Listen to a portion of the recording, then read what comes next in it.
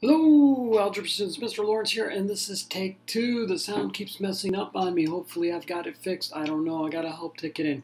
All right, we're going to solve and graph inequalities. I'm going to go kind of quick because I'm afraid of what might happen. All right, well, we've got this inequality here. It says 3x minus 5 is less than 4. Well, I'm going to treat it just like it's an equality. Now, it's not quadratic, so I don't have to make it equal to 0. Come on, pay attention. It's linear. So I'm going to add 5 to both sides, right? You know how to do this. 3x is less than 9. Now I divide by 3, and I get x is less than 3. Now my solution set would be x is any real number such that x is less than 3, right? Okay, and a picture, graphing on a number line, I have to show the 3. I'm going to show 2 other numbers. Maybe I'll show 2 and 4. I could show any 2 other numbers. And I need a point at 3, except the point is going to be open. Why is the point open? Because it's not equal to. Now, to know which way to shade, I don't rely on a trick. I plug in a number for x. And if I get a true statement, I shade towards that number. So I have blank is less than 3. Well, how about 0? 0 is less than 3. I'm going to shade towards 0 on the number line. So the shading will go that way. If I had put blank is less than 3, and had I picked, say, 5, that's not a true statement. 5 is not less than 3. And notice 5 would be over here, and there's no shading that way. All right, number 2. Very similar problem. I'm going to treat it just like it's linear, because it is linear. I'm going to treat it like it's an equation. Even though it's an inequality, it's going to behave the same way. And I'm going to get a negative 2x less than or equal to 2. Then I'm going to divide by 2. Negative 2. And that should trigger a warning bell. Whenever I multiply or divide by a negative, the inequality is going to change directions, right? Remember that? So x is going to be greater than or equal to negative 1. My solution set will be x is any real number such that x is greater than or equal to negative 1. My picture on the number line, I have to show the negative 1. I'm also going to show 2, and I'll show negative, 3. All right, I need a closed point at negative 1 because it's equal to, right? And then I fill in the blank. Blank is greater than or equal to negative 1. Give me a true statement there. How about 2? Is 2 greater than or equal to negative 1? It sure is. I'll shade towards the 2. All right. Now we also dealt with compound inequalities. For example, 2x minus 4 is less than 10, and negative 4 is less than 2x minus 4. So I'm going to solve each part. Get 2x is less than 14, and therefore divide by 2, and I know that x is less than 7. And now here I'm going to add 4, and I'm going to get 0 is less than 2x. I'm going to divide by 2, and we're going to get 0 is less than x. And there's a mistake in there. Do I have it? Oh, no, we're not. X is greater than 0. Yeah, 0 is less than x, but x is greater than 0. It means the same thing.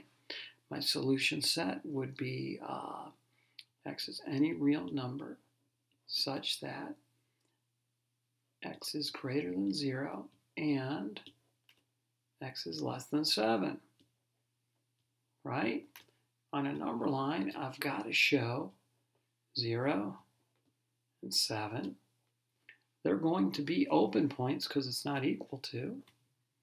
And now I need a number that is greater than 0 and less than 7 at the same time. How about 4? So I'll shade in between. Now notice I did not do this for shading. This would not be correct. Well, that doesn't look like an arrowhead. Sorry. I'm trying to show you what not to do here. Do not put an arrowhead like that and then go like this and put an arrowhead this way. This is not correct because arrows imply that the line or the ray goes on forever. Do not do that. It needs to be a line segment ending at 2 points. All right. right, here's another compound inequality. This is an OR. Remember, ORs look like when you hold your fists out and point your thumbs away from each other.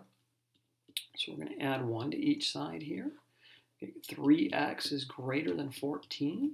Divide by 3, divide by 3. X is going to be greater than, and I think I'm going to go mixed number on this because graphing it makes more sense to me. I believe that's going to be 4 2/3.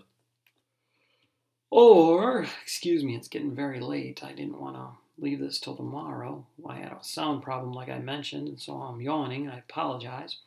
3x is less than 0, and I'm going to divide by 3. Divide by 3. X is less than 0. All right.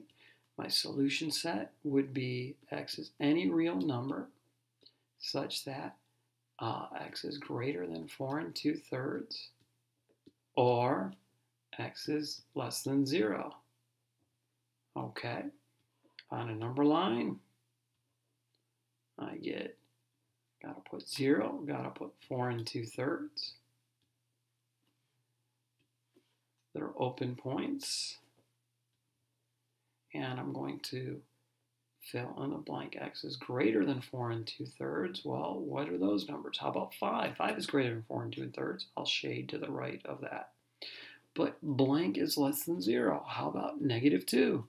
That would be to the left of 0. All right, there you go, graphing inequalities. Okay, here we've got some factoring problems. We're going to solve by factoring. Solve by factoring.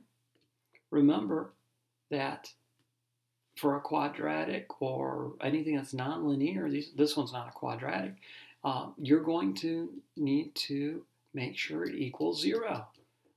We'll call this one problem number 5. It is equal to 0. So now I'm going to factor. First type of factoring I should try, GCF. I'm going to pull an x out. I'm going to get x to the 4th minus 1 equals 0. Now inside the quantity, I have to look and see, is it factorable? It sure is. In fact, I notice it's the difference of perfect squares. I'm going to take the square root of that and get x squared. Take the square root of that and get 1. Now this x is still out front. And I'm going to have an x squared plus 1 and an x squared minus 1. That equals 0. I'm not done yet because look, this is a difference of perfect squares. This one can't be factored because there's no subtraction. They're both perfect squares, but there's no subtraction.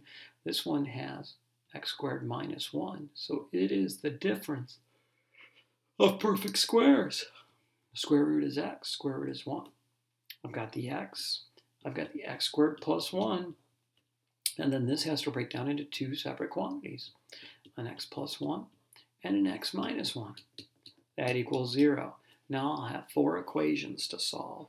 X equals 0, x squared plus 1 equals 0, x plus 1 equals 0, and x minus 1 equals 0. All right, well, this one's already solved. X is 0. That's part of my solution set. This one, I'm going to subtract 1, and I'm going to get x equals -1. Here I'm going to add 1, and I'm going to get x equals +1. So right now I have 3 terms in my solution set, 3 numbers. This one here, if I subtract 1 from both sides, treating it like it's linear because it won't factor, I'll get x squared equals -1. Now, just because it won't factor doesn't mean I can solve it linearly or like a linear problem, but because b is 0, right? That's when I can solve it like a linear one. Here's a problem though. When I take the square root of this, there is no square root of -1 in the real numbers. So this part here has no solution. So my solution set will simply be 0, -1, and +1. Okay, this one here yields an unreal answer. In Algebra 2, you'll have to solve that, but in this class you can't. You don't know how. All right, problem number 6 here. Excuse me. It does not equal 0. Oh, there should be an x on the end there. Sorry about that. So I'm going to subtract 36x from both sides.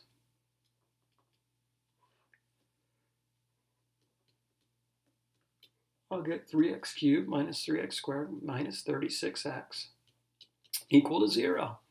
By the way, I'm going to erase some of this work over here just to get it out of my way. Okay, and now I'm going to look to see if I can GCF, and I sure can. I'm going to pull out a 3x.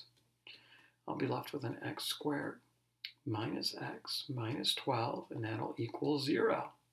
Now this part inside can be factored, the x squared minus x minus 12, ABC style, ABC.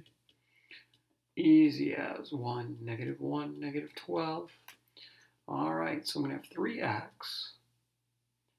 and I guess I'm not ready for this yet, sorry. I got to multiply 8 times c and get 12. Now I'm going to subtract the two factors of 12 to get b, which is negative 1. Hey, how about 3 minus 4? 3x minus 4x. So I'm going to rewrite the x squared minus x minus 12 as x squared plus 3x minus 4x minus 12.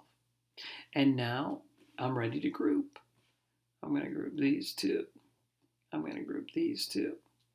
Put a plus sign in between those quantities. So I still have this 3x out front. I'm going to GCF this right here. I think x is my GCF, so I'll pull an x out, and I'll be left with a quantity of x plus 3. Here I'm going to pull out a negative 4. I'll be left with a quantity of x plus 3. Okay, this all equals 0. I don't want to lose that equals 0. 3x is still out front. Now, looks like there's a GCF here of an x plus 3. See it? X plus 3 is a factor of both those terms in the bracket. So I'm going to bring out that x plus 3. When I pull it out of here, I'm left with an x. When I pull it out of here, I'm left with a negative 4. And so now I have 3 factors that equal 0. So I'll write 3 equations. 3x equals 0, x plus 3 equals 0, and x minus 4 equals 0. And I'll solve each one of those. I'm not going to solve. You can do that. I will tell you my solution set will end up being negative 3, 0, and positive 4. Please make sure you solve them on your own. Make sure you get those answers. All right, at this point, the level 2 students can stop watching. This is only for my first period kids. They need to know how to complete the square. I'm going to do these 2 problems here real quick, and then we'll call it a night. So goodbye, level 2 people. We'll talk to you later. All right, first off, a must be 1 to complete the square. In problem number 1, a is 1. So I'm going to add 3 to both sides, right? And so I'll get x squared plus 7x plus blank equals 3 plus blank. And now I take half of b. b is 7, so half of b would be 7 over 2. And I square it, so I get 49 fourths. And I have to put 49 fourths over here. Now, right away, I'm going to rewrite 3 as a term of fourths. Well, how many fourths would be the same as 3? I think 12 fourths would be the same as 3, wouldn't it? Okay, now the left-hand side has become a perfect square trinomial. That's why I'm doing all this. So I'm going to factor it, put an x there, put a positive 7 over 2 there. The right-hand side is going to be 61 fourths. Now I take the square root of both sides. And it's easier to do like this. So I'm going to get x plus 7 over 2. And that's going to equal plus or minus square root of 61 over 2. Then I subtract 7 halves from both sides. And the easiest way to write this is going to be x equals negative 7 plus or minus square root of 61 all over 2. I can do that because they have the same denominator. And there you go. You get an irrational number, actually 2 irrational numbers, because 61 is not a rational number. Square root of 61, excuse me. All right, last problem here. Now remember, a has to be 1. In number 2, a is not 1. So I am going to divide by 5. Now some of you like to add 5 first, so I can go ahead and do that first if you like. It's not a big deal. I'm going to have 5x squared minus 3x equals 5. And I'm going to divide by 5, divide by 5, and divide by 5. And so I'll get x squared minus 3x. And over here I'll have 1. Now remember, I need my plus blank. Plus blank, plus blank. So at this point, I take half of b, which is going to be negative 3 over 2. Oh no, I have a mistake. Sorry about that. It's negative 3/5 there, isn't it? So half of b is not negative 3 over 2. Half of b would be negative 3/5. No, Mr. Lawrence, I'm sorry, it's tired. I'm late. It's late, guys, and I'm tired. I can't even talk. Half of that would be negative 3/10, right? Negative 3/10. And then I square that, and I get 9/100. So I have to add 9/100 to both sides. Now, I might erase that 1 and think about it as 100/100, right? Okay.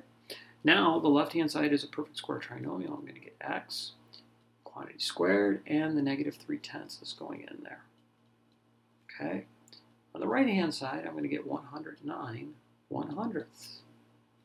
And I will take the square root of both sides.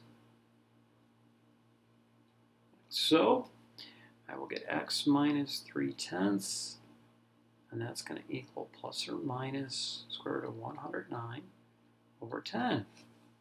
Almost done. I'm going to add 3/10 to both sides. Add 3/10 to both sides. And I'm going to get x equals 3 plus or minus the square root of 109 over 10. And there you go. I get 2 irrational numbers for my answer. All right, that's it for the video. Mr. Lawrence signing off. Have a good night, everybody.